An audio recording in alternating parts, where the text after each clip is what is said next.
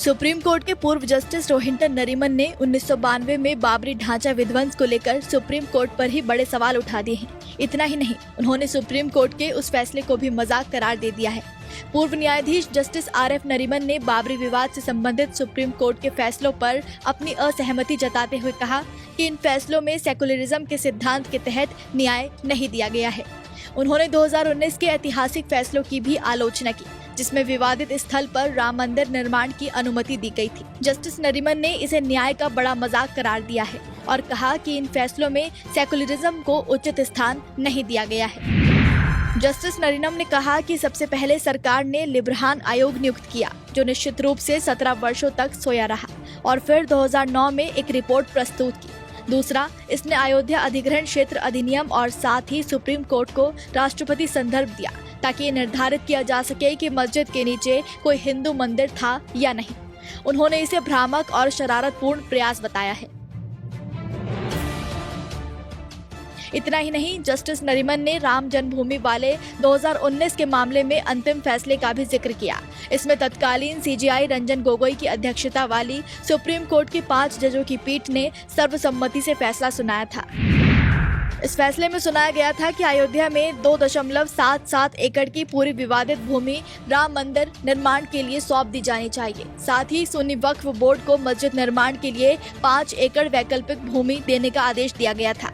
हालांकि कोर्ट ने यह भी माना कि 1992 में मस्जिद का विध्वंस कानून का गंभीर उल्लंघन था, जिस पर जस्टिस नरीमन ने इस फैसले की आलोचना करते हुए कहा, कोर्ट ने माना कि 1857 से 1949 तक मुसलमान वहां नमाज पढ़ते थे, लेकिन ये कहा गया कि वो इस स्थल पर एकमात्र कब्जे का दावा नहीं कर सकते। भले ही हिंदू पक्ष ने कई बार कानून के विपरीत कार्य किए हों, इसके बावजूद कोर्ट ने पूरा स्थल हिंदू पक्ष को सौंप दिया।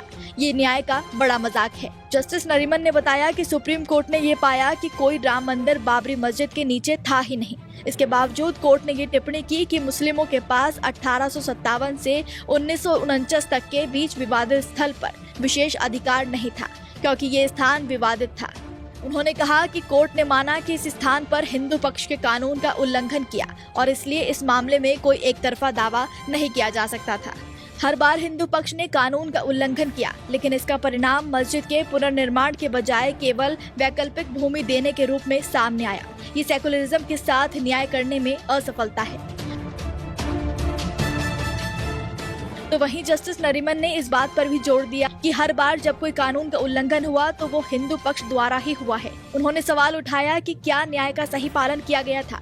इस फैसले में किसी तरह से सेकुलरिज्म को सम्मान नहीं दिया गया, जो कि मेरे व्यक्तिगत राय में न्याय का एक बड़ा अपमान है।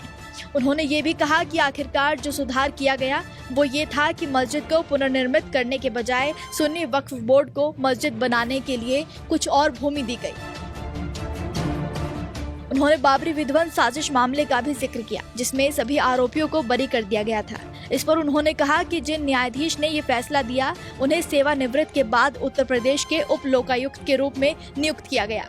ये हमारे देश की स्थिति को दर्शाता है। जस्टिस नरीमन के अनुसार कोर्ट ने जो महत्वपूर्ण निष्कर्ष निकाला वो ये था कि ढांचे के नीचे कोई राम मंदिर नहीं था और पूरा फैसला हिंदुओं के पक्ष में कर दिया गया।